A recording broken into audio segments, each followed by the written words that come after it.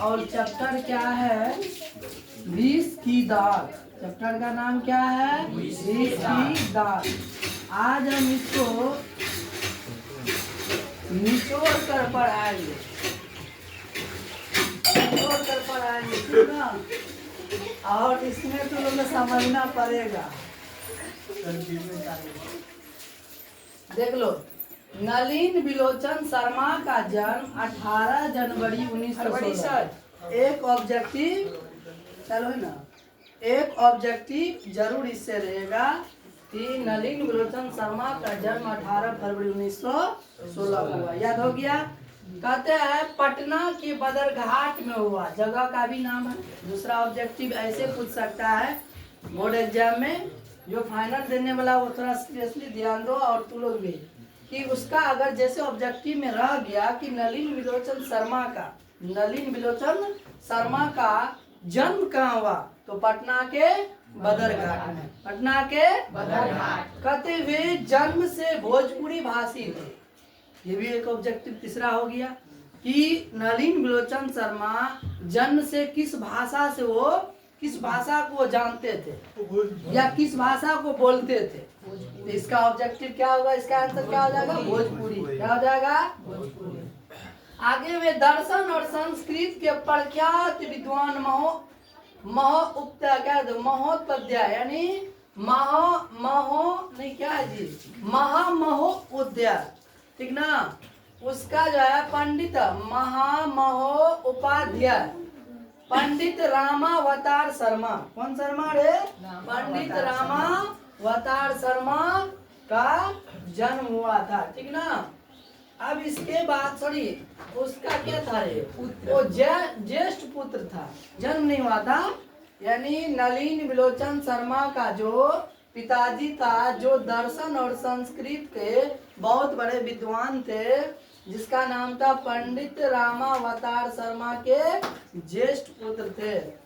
माता का नाम रत्नावती था, ये भी ऑब्जेक्टिव में आ सकता है। माता का नाम क्या था? रत्नावती शर्मा। उनके व्यक्तित्व निर्माण में पिता के पांडित्य के साथ उनकी प्रगतिशील दृष्टि की भी बड़ी भूमिका थी।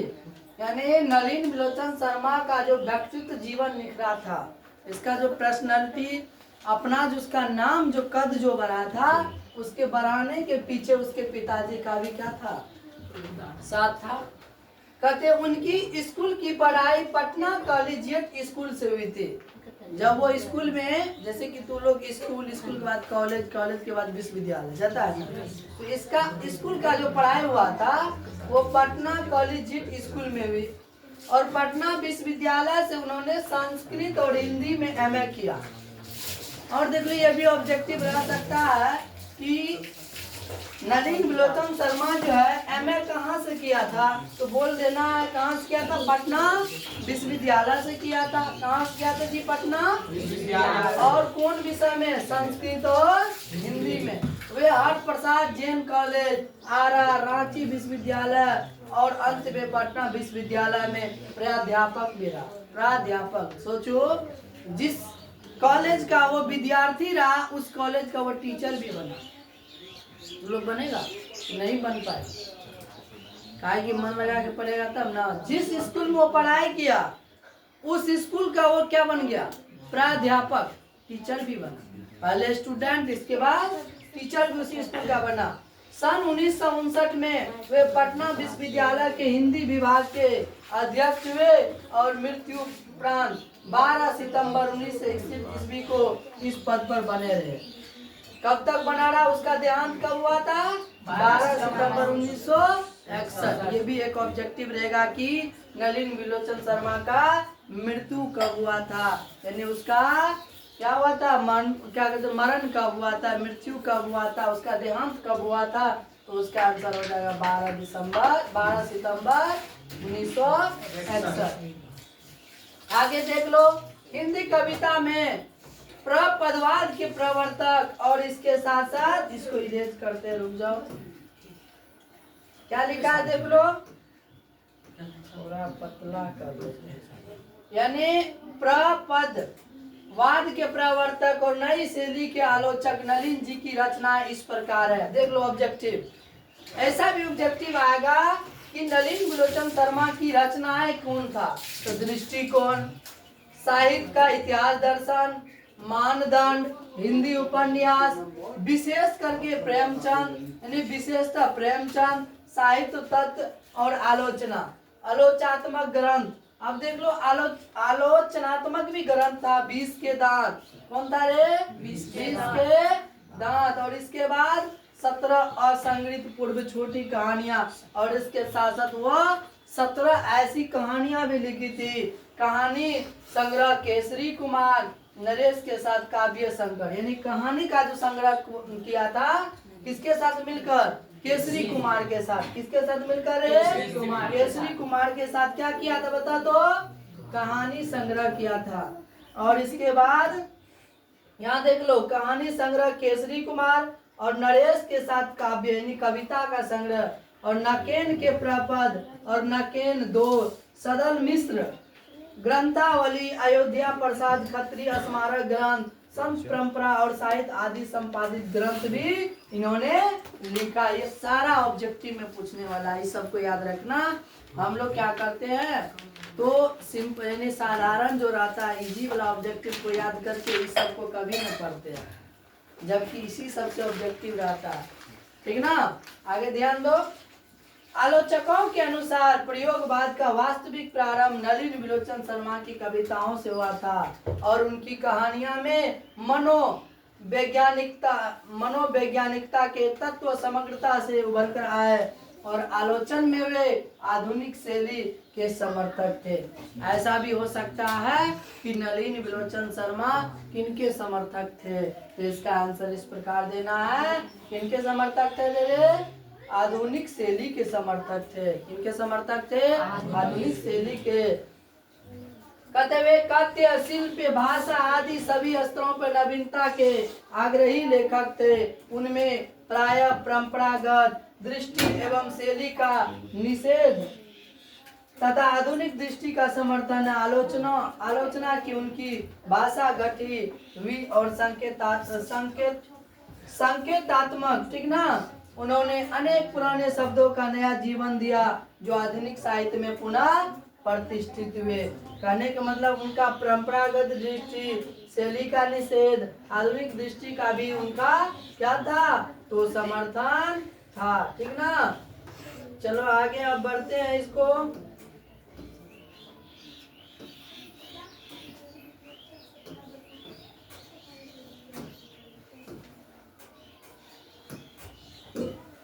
देख लो अब आगे इसमें क्या है।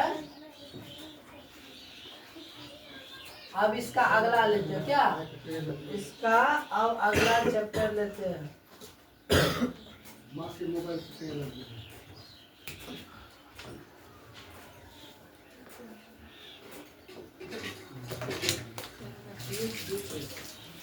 चलो अब इसका जो दिया है उसके बारे में पढ़ लिए। अब ये हम पढ़ेंगे इसका जो टेंथ में दिया है। क्या दिया 10 में रे? 20 की दांत। क्या दिया जी? 20 की दांत। कहते सेन साहब पहले तो 20 की दांत। एक ऑब्जेक्टिव यहाँ भी होगा कि नलिन विलोचन शर्मा द्वारा रचित कहानी इनमें से कौन है? तो क्या देना? 20 की दांत। क्या देना है? 20 की दांत। ठीक देख लो। कहता सेन साहब की नई मोटर कार बंगले के सामने बरसाती में खड़ी है, काली चमकती हुई स्टीमर इंड। देख लो यहाँ सेन साहब की जो नई मोटर कार यानी नई जो कार था वो बंगले के सामने किसमें खड़ी थी? बरसाती गाड़ी में बरसाती होता है ना रे, कवर नहीं होता है, उसमें खड़ी है। और काली चमकती हुई कार, काली चमकती हुई यानी गाड़ी का कलर कौन सा था? काला। और उसका रंग कैसा था? स्टीमर इंद। कौन था? जैसे कोयल घोंसले में की कब उड़ जाए, इस प्रकार वो गाड़ी लग रहा था जैसे कभी घोंसला में कोयल बैठा रहता, उड़ जाता तो खोखला हो जाता है ना घोंसला, ऐसे ही कोयल की तरह लग रहा था। किसका? सेन साहब की नई मोटर कार। कहते सेन साहब को इस कार पर बहुत ही नाज है। ये तो होता ही है, तू लोग का भी कोई अगर अपना फेवरेट कोई चीज होगा, चाहे मोबाइल हो या साइकिल हो या गाड़ी हो या कोई ऐसा सामान जो तुम्हारा बहुत ही खास है, तो उस पर हमेशा उसका ध्यान रहता है, रहता कि नहीं रहता है? उसका देख रेख जिस तरह से अपना खुद का करेगा उससे कहीं ज्यादा उसका करेगा। होता कि नहीं होता? ऐसे ही सेन साहब अपने कार का रखता था, काहे की कार पर उसको नाज था। किसको? सेन साहब को। याद रहेगा ना? कहते बिल्कुल नई मॉडल। वो जो कार था ना वो पुराना मॉडल नहीं था। कौन मॉडल था? नई मॉडल था। 7,500 में आई थी। बताओ कार का कीमत कितना था? 7,500। अभी अगर 7,500 में कार मिल जाए तो हमको नहीं लग रहा है कि पूरे बिहार तो छोड़ दो, पूरे भारत में ऐसा कोई आदमी नहीं होगा जो ये कार नहीं खरीदेगा। जब मोबाइल हम 15-20 हजार गरीब से गरीब इंसान खरीद सकता है, तो यहाँ तो कार का बात हो रहा है, वो भी 7,500। तो ऐसे भी इससे भी ये तुमको पता चल रहा है कि ये कहानी बहुत पुराना है। ये कहानी क्या है? बहुत पुराना है, तब ना 7,500 का है। अब देख लो काला रंग, कार का रंग कितना है? कैसा था? काला। चमक ऐसी कि अपना मुंह देख लो। देखा ही होगा नया गाड़ी सब क्या, जब कहीं बाहर खड़ा रहता, खास करके काला वाला गाड़ी, उसमें आराम से शक्ल देख लेगा। जब वो नया रहता तो चमकता है ना जे। कहीं पर एक धब्बा दिख जाए ना तो क्लीनर और सोफर की सामत आ जाती थी। जो साफ करने वाला अलग था, ठीक ना, और उसका देख रेख करने वाला अलग था। अगर गलती से एक रत्ती दाग दिख जाता था ना, थोड़ा भी अगर दाग देख गया अगर सेंसार, तो उसको कितना फटकार, कितना डांट, कितना धमकी मिलता था तो वही जानता होगा। इसमें दिया ना सामत आ जाता था, या तो नौकरी पे खतरा, नहीं तो डांट या पगार काट लेता था। उसका पगार होता वही जो उसका वेतन होता था, डांट अलग मिलता था। मेम साहब की सख्त ताकीद थी। मेमो साहब कम नहीं थे। वेतन कितने होता है? 1-2 रुपये वेतन बहुत हो गया, 200-300, इतना नहीं होगा, 200-300, ठीक ना। कहते हैं सख्त ताकीद है और खोखा खोखी गाड़ी के पास पटकने न पाए। यहाँ तक कि मेम साहब जो थी न, सेन साहब की पत्नी मेम साहब, सेन साहब की पत्नी मेम साहब, उसका सख्त वार्निंग हमेशा रहता था कि खोखा और खोखी। अब क्या खोखा खोखी किसको कहते बता देते? खोखा बेटा को संबोधन किया है और खोखी बेटी को। यानी सेन साहब का जो बेटा और बेटी था ना, वो गाड़ी के पास फटकने मतलब वहां पहुंच न पाए, कोई उसको कुछ नहीं कर सकता, टच भी नहीं करता। लड़कियां तो पांचों बड़ी सुशील है, लड़कियां तो पांचों। एक और ऑब्जेक्टिव आ रहा है कि सेन साहब को कुल कितने पुत्री थी? कुल कितने? तो यहाँ 5, और पांचों क्या थी? बड़ी ही सुशील। सुशील मतलब सुंदर, और इसके साथ गुण भी सुंदर। सुशील उसको कहते हैं, सुशील से उसको संबोधन करता है जो देखने में भी सुंदर, जो व्यवहार से भी सुंदर, उसी को कहते हैं सुशील। क्या कहते हैं? तो पांचों लड़की सुशील। 5 ठहरी सोवी लड़कियां, 5 बेटी थी, सब थी लड़कियां। ताजीब और तमीज की तो जीती जागती मूर्त थी। हम बोल दिए ना ये, उसको आके सुशील क्यों कहा? काहे कि उसके पास तमीज था, बोलने का तरीका, व्यवहार, ठीक ना। लेकिन आजकल है 100 में कितना परसेंटेज सब मुंह नहीं वो निकला देता वो गजब पाती। माँ बाप बोल रहा है, उसके मुंह पे जवाब नहीं देने वाला लगता है? सब है जवाब देने वाला। लेकिन ये जो पांचों सेन साहब की लड़की थी, ये देख लो, तमीज की जीती जागती मूर्ति थी। लग रहा था कि इस जमाने में उस मतलब लग रहा था सेन साहब के आसपास का पड़ोसी हो या उसी के फैमिली में जो भी रहने वाला था, उसको लग रहा था कि ये जो है ना तमीज की जीती जागती मूर्त है। मिस्टर और मिसेज सेन ने उन्हें क्या करना चाहिए या सिखाया हो या नहीं, क्या नहीं करना चाहिए, इसकी उन्हें ऐसी तालीम दी थी बस। यानी ये नहीं क्या कहते उसको, देखो क्या दिया, मिस्टर और मिसेज, यानी सेन साहब और सेन साहब की पत्नी, उन्हें क्या करना चाहिए नहीं बताया था, लेकिन ये जरूर सिखाया कि क्या नहीं करना चाहिए। क्या करना चाहिए नहीं बताया, क्या नहीं होना चाहिए जरूर बता दिया था। अगर हो गया तो तुम्हारा खैर नहीं, इतना टाइट करके रखा, लेकिन आजकल है। देख लो आगे, कहते हैं क्या नहीं करना चाहिए। इनकी ऐसी तालीम दी गई कि बस लड़कियां क्या है, लड़कियां क्या है, कठपुतलियां है, और उन्हें अपने माता पिता की इस बात का गर्व है। ये तो बात है ही। आजकल भी बहुत ऐसे घर में जो लड़की को लोग कठपुतली बना के रखता है, जैसे जैसे माँ बाप कहेगा वैसे वैसे इशारा पे नाचते रहती है, उसका थोड़ा सा भी कोई चलता है नहीं ना। ऐसे ही सेन साहब के घर में थे, लेकिन ऐसा नहीं करना चाहिए। थोड़ा बच्चा का भी न सुनना चाहिए जी, लेकिन उसको भी थोड़ा फ्रीडम मिलना चाहिए। बेटी है तो क्या उसको हम घर में बंद कर देंगे? बेटा, जिस तरह से हम बेटा को सपोर्ट करते हैं, बेटा को प्यार दुलार देते हैं, उतना बेटी को भी मानना चाहिए, बराबर मान सम्मान होना चाहिए। लेकिन इसके घर में ऐसा नहीं था। क्या था?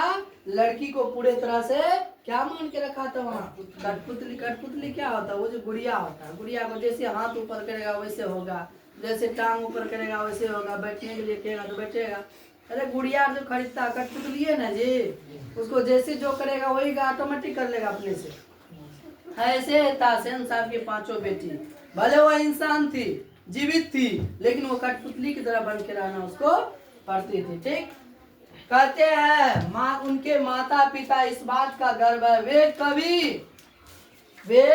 कभी किसी चीज को तोड़ती फोड़ती नहीं, वे दौड़ती है और खेलती भी है, लेकिन सिर्फ शाम के वक्त। और चूंकि उन्हें सिखाया गया कि यह बातें उनके सेहत के लिए जरूरी नहीं है। समझ रहा? सेहत के लिए जरूरी नहीं है, इसका मतलब जरूरी है नहीं, सेहत के लिए जरूरी है। कहने का मतलब हाँ, केवल उसको सेहत के लिए सिखाया गया था कि शाम के टाइम में खेलो, उससे शरीर में जो है ना कुछ क्या होता है, कसरत भी हो जाएगा और शरीर के लिए कुछ न कुछ फायदेमंद हो जाएगा। लेकिन वैसे नहीं फ्रीडम छोड़ता, बस सेहत के नाते उसको शाम को खेलने के लिए, दौड़ने के लिए दिया जाता था। किसको? यानी सेन साहब के पांचों बेटियां को। वे ऐसी मुस्कुराहट अपने होठों पर ला सकती है कि सोसाइटी की तरीकाएं भी उनसे कुछ सीखना चाहे तो सीख ले, पर उन्हें खिलखिलाकर खिलखिलाड़ी मारते हुए किसी नहीं सुना है। हंसना भी उसको सख्त मना था। हंसो तो बस मुस्कुराओ, दांत निकल गया, अगर ठहाका लगा दिया उसके ऊपर क्या होगा वही सब पांचों जानती है। बेचारे सब जेल में बुझ। हाँ, सेन परिवार की मुलाकाती रक्स के साथ अपने शरारती बच्चों से खींच कर कहते हैं, एक तुम लोग हो और मिसेज सेन की पांचों लड़कियां हैं। अबे फूल का गमला तोड़ने के लिए बना है, तुम लोगों के मारे घर में कुछ भी तो नहीं रह सकता। देख लो, कहता बनो, देखो बनो ऐसे ताकि तुम्हारा एग्जाम्पल कोई न कोई दे, ऐसा ना बनो कि एग्जाम्पल देना ना पड़े। समझा? अब सोचो,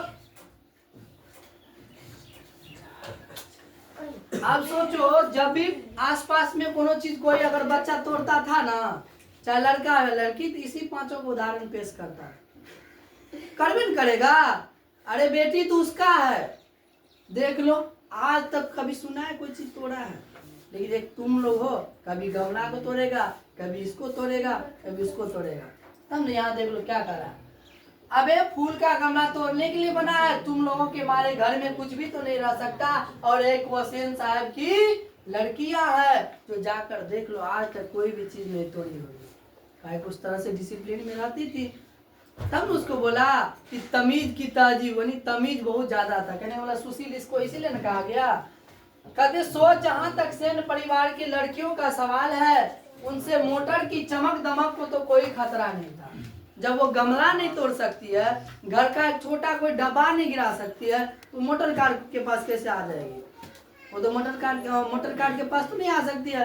यानी सेन साहब की बेटी से तो कोई खतरा नहीं है मोटर कार को। खतरा आप किससे आगे देखो।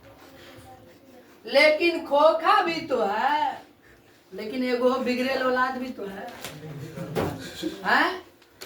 कहते खोखा जो एक ही है, सबसे छोटा खोखा, ना उम्मीद बुढ़ापे की आंखों का तारा। यानी जब 100 मंदिर, कहने का मतलब जब उम्मीद खो दिया था, तब जाके सेन साहब और मेम साहब को एक बेटा हुआ, वो भी बुढ़ारी में। यानी बुढ़ापा में। तो तब तो आँख का तारा वो भी एकलौता मांगल चांगल बेटा अपना के ठेठी में सुनने वह हाथ बिगड़े छे वही बिगड़ता है केगा मांगल चांगल बेटा चौराने मारबी वह सबकर मन बढ़ गेल मांगले चांगल में तते टांगल भए जाय छै जनते छी ककरो ने गुदाने छे बाद में वह माँ बाप के सिर दर्द भए जाय छै उतना भी छूट नहीं देना चाहिए रे मांग ले तो क्या तुम जैसे मनो से रहेगा।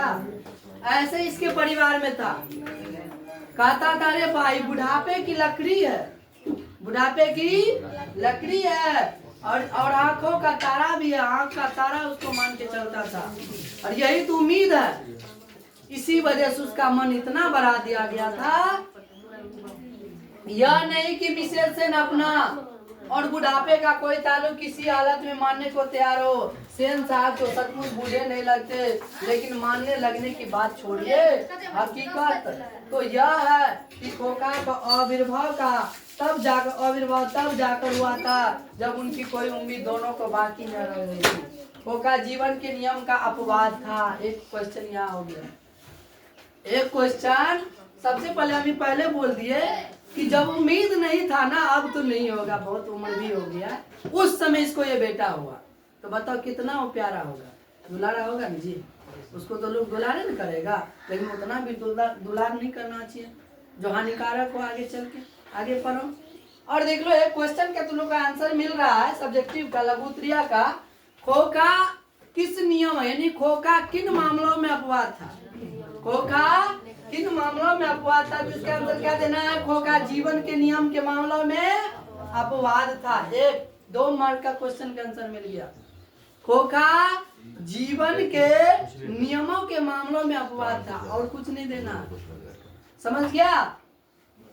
और ये स्वाभाविक नहीं था कि घर के नियमों का भी अपवाद हो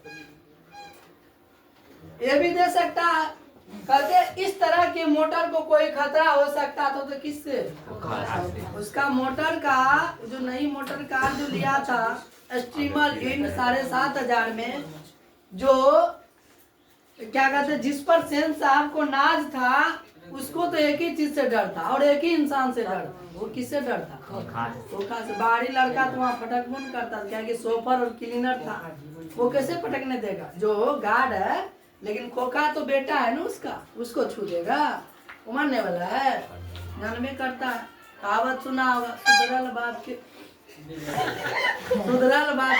बिगड़ल वाला। आगे देख लो बात ऐसी थी कि सीमा देख लो एक नाम भी तुम लोग का स्पष्ट हो चुका है कि 5 लड़की का नाम देख लो इस प्रकार है सीमा रजनी आलो शेफाली आरती ये 5 नाम थी सेन साहब के बेटियों का और 5 भी तो उनके लिए घर में अलग नियम थे तो घरों में होता अभी होता उस जमाने का तो छोड़ अभी होता बेटा के लिए अलग नियम और बेटी के लिए अलग।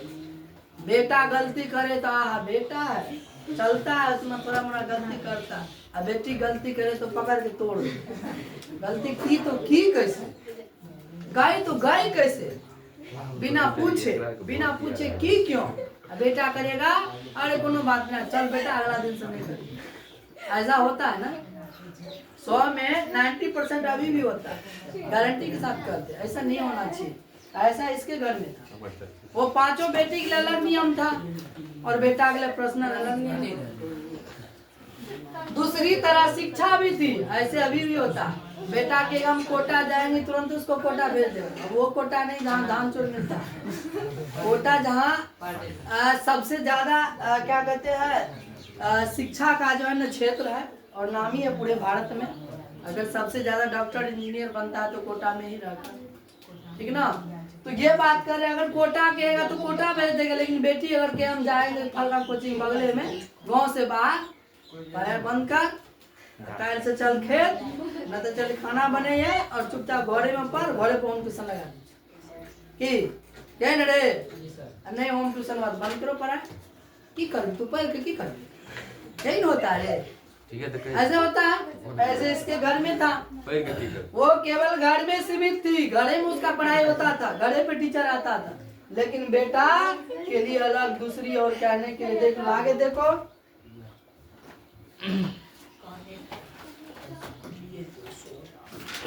आगे पढ़ते हैं और इसके क्वेश्चन का भी आंसर दिया जाएगा, ठीक ना। चलो आगे पढ़ते हैं।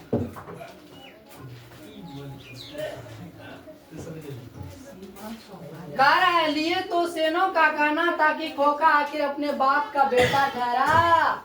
सेन साहब का कहना था, इसके लिए जो अलग नियम था ना, जब कोई पूछबो करता था ना उसको सीधे से जवाब दे, अरे मेरा बेटा है, इकलौता बेटा, आँख का तारा है, इतना मंदिर मस्जिद गए तब जाके मिला है, वही तो मेरा भविष्य है, वही तो सब कुछ करेगा, ये मेरा इतना बड़ा राजपट कौन संभालेगा है।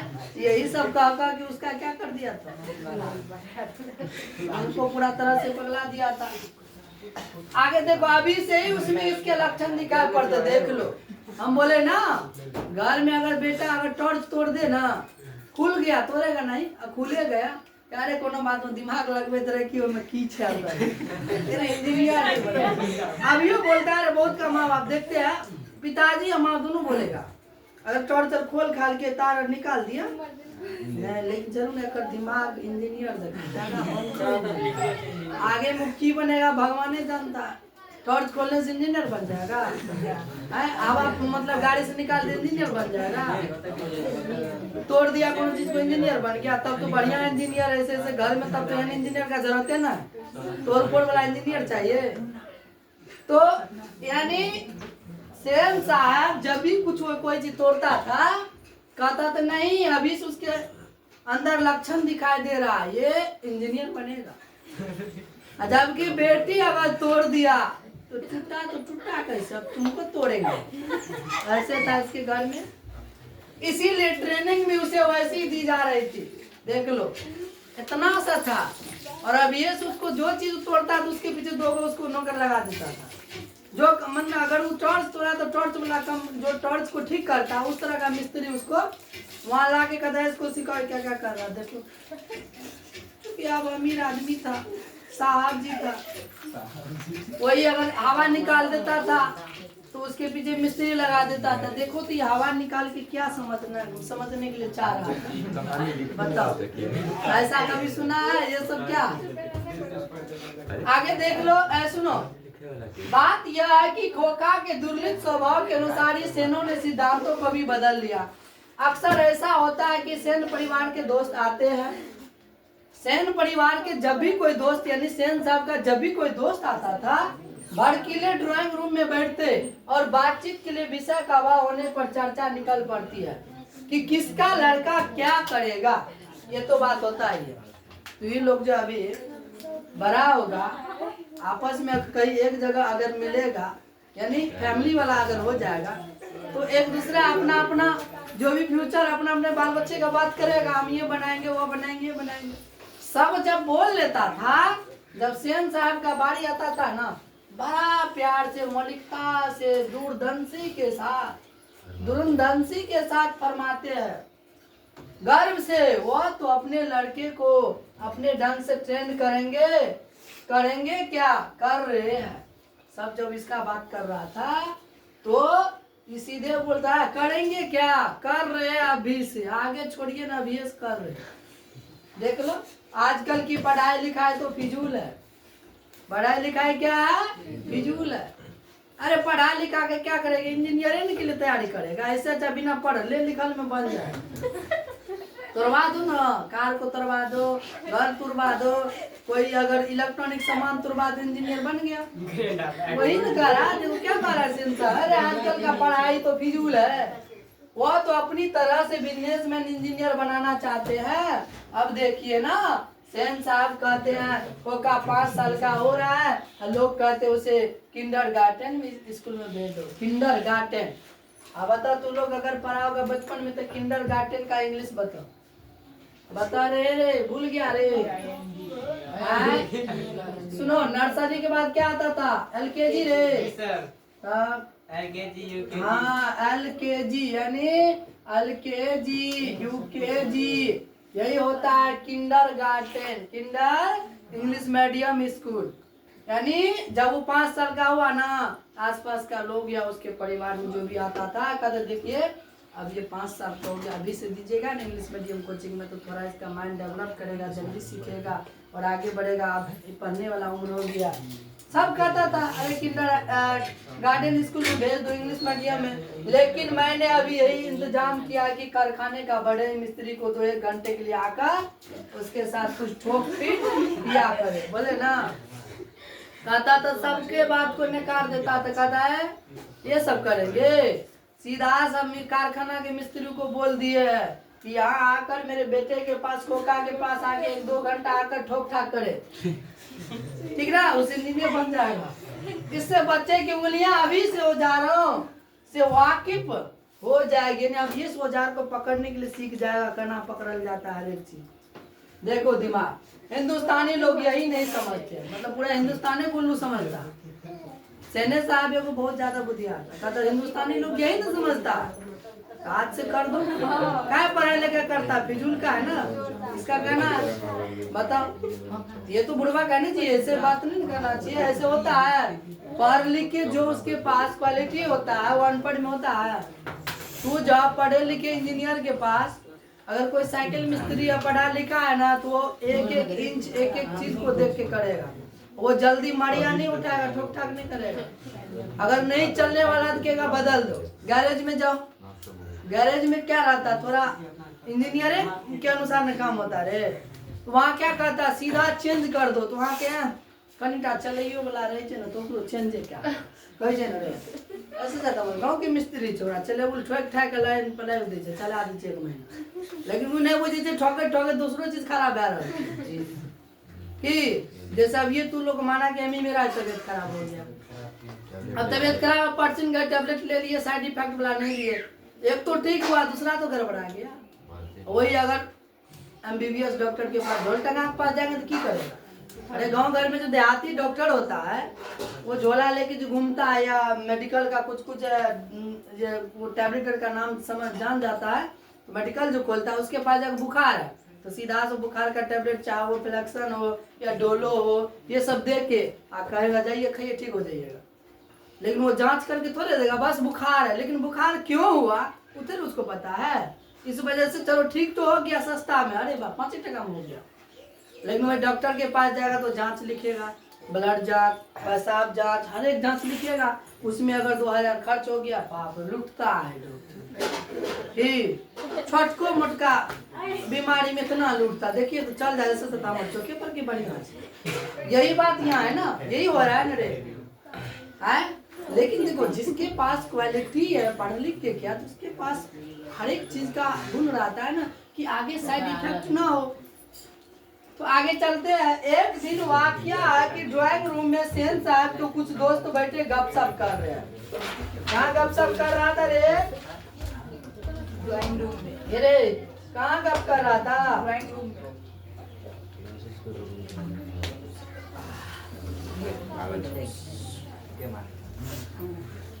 कहाँ गप कर रहा था? ड्राइंग रूम में। तो कहते हैं ड्राइंग रूम में जो गप कर रहा था, सिर्फ बैठ के गप कर रहा था, उनमें एक साहब साधारण हैसियत के अखबार नवीस थे और सेनाओं के दूर के रिश्तेदार भी थे। उनमें कहते साथ ही उनका लड़का भी था, जो था खोखा से भी छोटा। एक रिश्तेदार आया था, ड्राइंग रूम में बैठा था, उसमें जो एक रिश्तेदार था ना, उसका बेटा भी जो है ना, खोखा से भी छोटा था, खोखा से भी छोटा था, बड़ा समझदार और होनहार मालूम पड़ता था। किसी ने उसकी कोई हरकत देकर उसकी कुछ तारीफ कर दी, सेन साहब का तो अंदर से फट रहा, मेरा बेटा का तारीफ नहीं हुआ है, मेरा बेटा अभी इंजीनियर बन गया, कैसे इसका बेटा की तारीफ होगी? तो पढ़िए रहा, मेरा बेटा तभी से ठीक ठाक था, मरियो पकड़ने के लिए जानिए गया है। तो ये जो सब तारीफ जो सुना ना, उन साहब से पूछा कि बच्चा स्कूल में तो जाता ही होगा। इसके पहले कि पत्रकार महोदय आगे अगला सवाल पूछे, समझ गया कि मेरा यहाँ बेइज्जती हो रहा, बोल लिया मेरा बेटा का नाम होना चाहिए। तुरंत जो है शुरू किया है, मैं तो कोका इंजीनियर बनाने जा रहा हूँ, तू क्या देख रहा, पढ़ाई तू करवा रहा है, हम इंजीनियर बना रहे, सीधे सीधा उसकी इंजीनियर बनाएंगे। और वे ही बातें दोहरा कर वे थकते नहीं थे, बार बार दूसरा को बातें चित करने के लिए नहीं देता। दूसरा जो अपना बेटा का तारीफ करेगा वो बात आने के लिए ही नहीं दे रहा था, बार बार अपने बेटा, अरे भाई मेरा बेटा ये अभ्यस कर रहा है, इंजीनियर बने। अब देख लो पत्रकार महोदय क्या करेगा बेचारा, वो तो जानबे करता वास्तविक क्या है। क्या करेंगे, भैंस के आगे बिन बजा के क्या करेंगे, चुप हो गया, चुप होके मुस्कुराने लगा, छोड़ो भाई चलो तुम्हारा बेटा इंजीनियर बनेगा। कहते हैं जब उनसे फिर पूछा गया कि अपने बच्चे के विषय में उनका क्या ख्याल है, तब उन्होंने कहा मैं चाहता हूँ वह जेंटलमैन जरूर बने और जो कुछ बने उसका काम है उसे पूरी जाती रहेगी। देखो ये है एक सही पिताजी का काम। ये नहीं कहा तुमको डॉक्टर ही बनना है, एक जेंटलमैन एक सज्जन आदमी बनेगा और उसको जो काम अच्छा लगेगा उसको पूरी तरह से आजादी है, ये होना चाहिए। सेन साहब इस उत्तर के शिष्ट और प्रच्छन्न वर्ग पर ऐड कर रहे हैं, बहुत बोले वाला जेंटलमैन बने दिखाइए तो सिखाना जेंटलमैन में हमारा बेटा इंजीनियर अभी से बने थे, जेंटलमैन बने तो हमारा बेटा बड़का आदमी बने। ये उसको ऐठने लगा, तभी बाहर शोरगुल का आवाज सुनकर सब सेन साहब उठने लगे, बाहर शोरगुल हो रहा है। उनके मित्रों ने भी जाने की इच्छा प्रकट की, उन्हीं के साथ बाहर आए। बाहर सेन साहब का सोफर एक औरत से उलझ रहा था। औरत के पास एक 5-6 साल का बच्चा खड़ा था जिसे वो रोकने की कोशिश कर रही थी क्योंकि बच्चा बार बार सोफर की ओर झपटता था। देखो बात सही है कि क्या है, सुनो तो वहाँ जो है जैसे ही सब आपस में गप कर रहा तो बाहर देखा कि पूरा शोरगुल हो रहा, हल्ला हो रहा है। तो जब बाहर जाके देखा तो वहाँ देखता है क्या, तो एक लड़का जो है उसकी मम्मी पकड़ी है, उसके हाथ से खून बह रहा है, घुटना से, घुटने से न बह रहा रे, कहाँ से खून बह रहा है रे, इधर गया अभी नहीं दिया है, चलो बताते आगे। सर घुटना से ही धकेल देता उसको। और उसकी मतलब उस एक औरत थी जो उस बच्चा को पकड़ता था, लेकिन वो बच्चा मतलब उस औरत के हाथ से हट के वो जो सोफर था ना सेन साहब का, उसकी ओर मारने के लिए दौड़ता था। ये गरीब बच्चा में होता है, वो जो है ना अपने क्या कहते हैं आन मान शान को नहीं घटाता, चाहे हम गरीब है तो कि हमको मार लेगा, अभी फिजूल का बिना गलती का छोड़ेंगे नहीं। ऐसा ही था वो लड़का, क्योंकि उसको पता था हम गलती नहीं किए, हमको इस सोफर धकेल दिया, हमको चोट लग गया, इसी कारण से बार बार उससे उलझ रहा था, मारने का प्रयास कर रहा था। सेन साहब को देखकर औरत सहम गई, औरत पहचान गई, औरत सहम गई, चुपचाप हो गई, पहले बोल रही तब चुप हो गई। सोफर ने साहब की ओर बढ़कर अदब के साथ कहा, देखिए साहब मदन गाड़ी को छू रहा था, गाड़ी गंदी हो जाती, मैंने मना किया तो लगा कहने जा जा, मैंने उसे पकड़ कर अलग कर दिया, इस पर मुझको मारने दौड़ा। अब उसकी माँ भी आकर खामखा मुझसे उलझ रही है। मदन की माँ कुछ कहना चाहती थी लेकिन सेन साहब के सटे होंठों को देखकर चुप हो गया ना। सजा देखो कुछ हुआ है तो मालिक न था वो, इसके पति का वो मालिक था, तो उसको ये न डर थी कि अगर हम कुछ बोलेंगे तो क्या होगा, जबकि सच्चाई ये था कि गलती सोफर का था। वो सोची अगर बोलेंगे तो क्या मेरे पति को जॉब से नहीं निकाल दी, नौकरी से नहीं निकाल दी, इस वजह से वो डरी थी। अब आगे देखो कहता है, लेकिन सेन साहब के सटे होठों को देखकर चुप हो गई। सेन साहब ने बड़े संयम पे कठोर स्वर में कहा, मदन की माँ, मदन को ले जाओ और देखना फिर वो ऐसी हरकत ना करे, ये तो मालिक का काम है होता है। तो बेचारी लेके चल जाती है, फिर भी वो बच्चा मानने वाला कहाँ है। चलो अब इसका ऑब्जेक्टिव जानते हैं, इतना में ही बाद बाकी जो रह गया वो अगले दिन। चलो ऑब्जेक्टिव पे चलते हैं।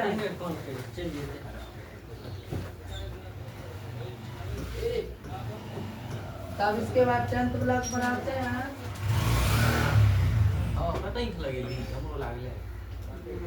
चलो जो चैप्टर अभी पढ़ा है उसका ऑब्जेक्टिव देखते तू लोग कहाँ ध्यान था और कितना तू लोग जानता है। 1 नंबर का क्वेश्चन है, क्या है बताओ।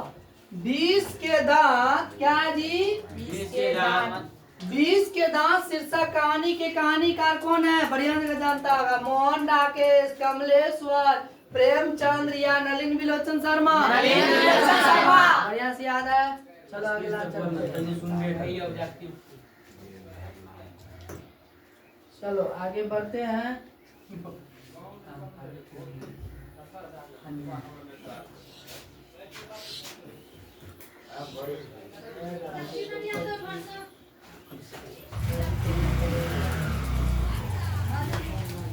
सेकंड चलिए सर पटी से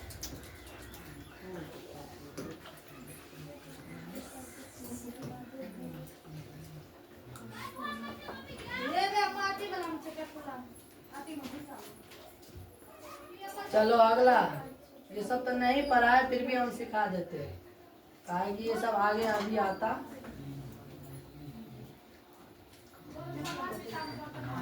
कथा गिरधर लाल कौन थे? कासू का पिता। बोलो तो। सुनो, गिरधर लाल जो है कौन था? कासू का पिता, मदन का पिता। आगे बढ़ते हैं, पूरा क्वेश्चन। या रजनी का पिता या शेफाली का पिता? मदन का पिता। किसका पिता था? मदन का पिता। कोई दिक्कत नहीं ना? याद रहेगा ना रे? अगला बोलो, मदन ने कासू के कितने दांत तोड़े थे?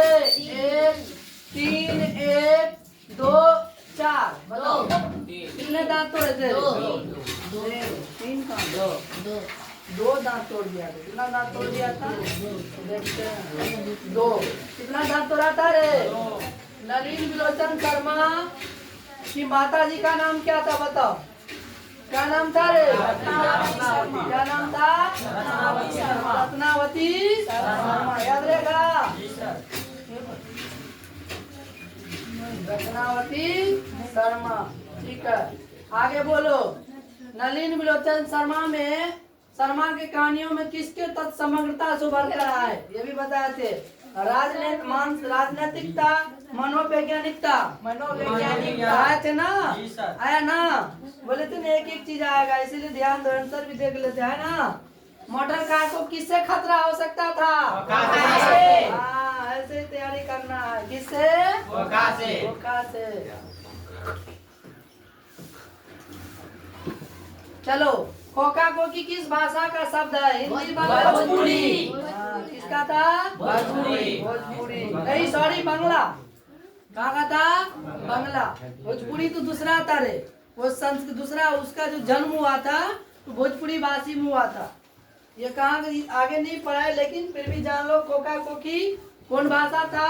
बांग्ला भाषा था। गलत नहीं करना। ऐसे ही लड़के आगे चलकर गुंडे चोर डाकू बनते हैं। किसने कहा था? सेन साहब या गिरधर या सेन साहब की धर्म पत्नी या सोफर? सेन साहब की पत्नी। सेन साहब किसने कहा था? आगे नहीं पढ़ाया है, तू लोग को पढ़ा देंगे, लेकिन कहा था सेन साहब। कौन कहा था रे? सेन साहब। याद रहेगा ना?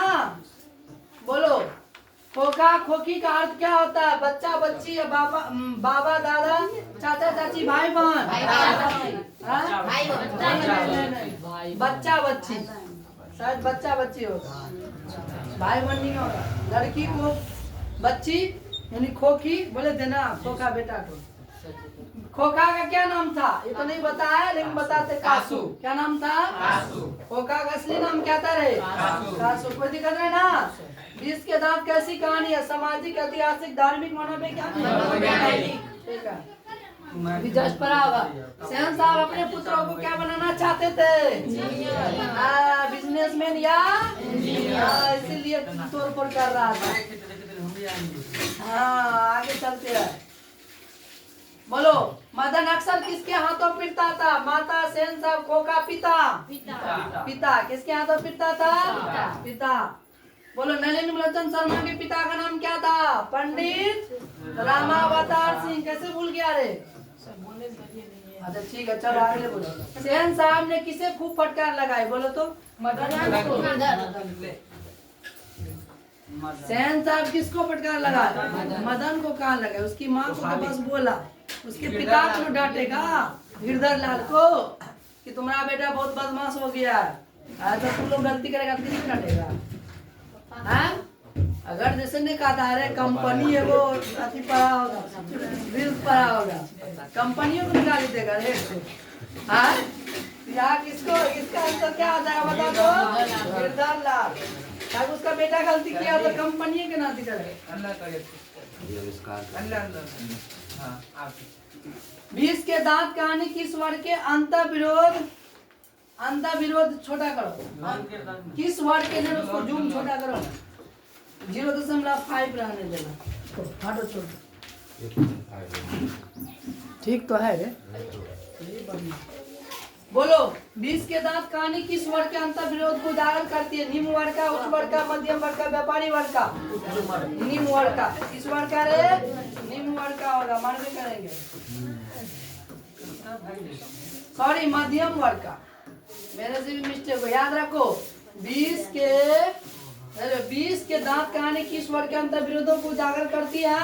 यही सब क्वेश्चन थोड़ा कभी पूछेगा फंस जाएगा। मध्यम वर्ग कौन होगा? काजू मदन के साथ किस खेल में शरीक होना चाहता था? फुटबॉल, हॉकी, खेल, बैडमिंटन या लट्टू? लट्टू। लट्टू खानी पर लेना घर में। अच्छा भाग जाता है। सेन साहब किसके बैंक से ऐड कर रहा गए? पत्रकार महोदय के बैंक से, मुखर्जी साहब के बैंक से, सेन साहब के बैंक से, गिरधर लाल के बैंक से? बोलो। पत्रकार महोदय के बैंक से। ले भूल गया, पत्रकार बोल रहा था, चुप नहीं करा दिया। बोला नहीं है, आप लोग क्या कर रहे, फिजूल का पढ़ाते हैं। मदन की उम्र क्या थी? 5, 6 साल या 7, 8 साल? 5 साल। ठीक है, जिस पे आंसर देखिएगा 5, 6 साल। बहुत अच्छा।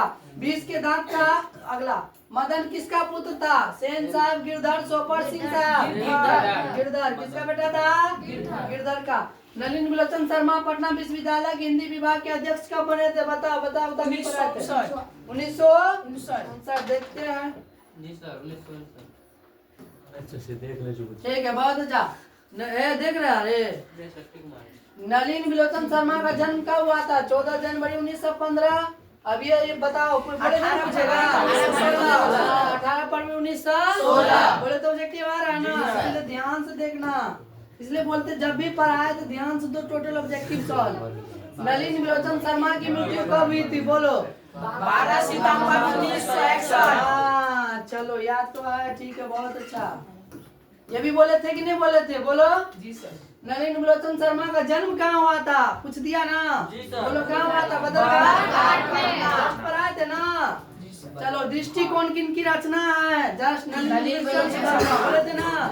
पूछा न रे, उसको विद्यार्थी लोग नहीं पढ़ता नीचे का, बस उसका जन्म देहांत पर के पिता माता का नाम जान के छोड़ देता है, तब जाके क्वेश्चन पूछ देगा तो आ कर देता एग्जाम में, बाप ने क्या पूछ दिया।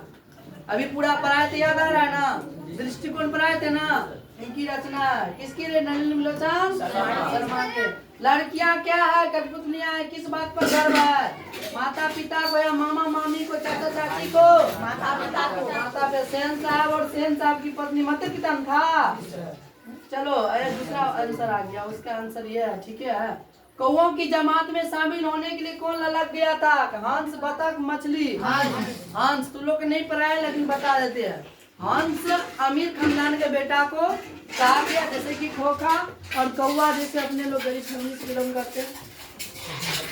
तो फिर भी हंस कौओं की जमात में लट्टू खेलने के लिए जो शामिल हो गया था, तो कौन? तो यहाँ हंस, यानी कौओं की जमात में कौन ललक गया था शामिल होने के लिए? हंस। हंस किसको कहा था? हंस किसको?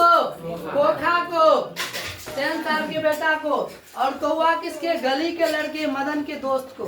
ठीक। ओ गिरधर लाल के बेटा, सॉरी मदन तो उसी का नाम। किसके अनुसार सेनों ने सिद्धांतों को बदल दिया था? बेटी या खोखा के अनुसार? सबसे सिंपल, खोखा के अनुसार। कोई दिक्कत नहीं ना जी? सेन साहब की कितनी लड़कियां थी? 5 और 5 याद है, ठीक है। सोफर शब्द का क्या? सभ्यता, समझ, निर्बंधता, ड्राइवर। किधर भाग गया? चलो कितना क्वेश्चन ऑब्जेक्टिव तुम लोग का हल हो गया बताओ? कभी जीवन में नहीं बोलेगा, बोलेगा तो बहुत बात। चलो अब इंटर बना को हम पढ़ाते हैं। सुनो इंटर बना का सीधे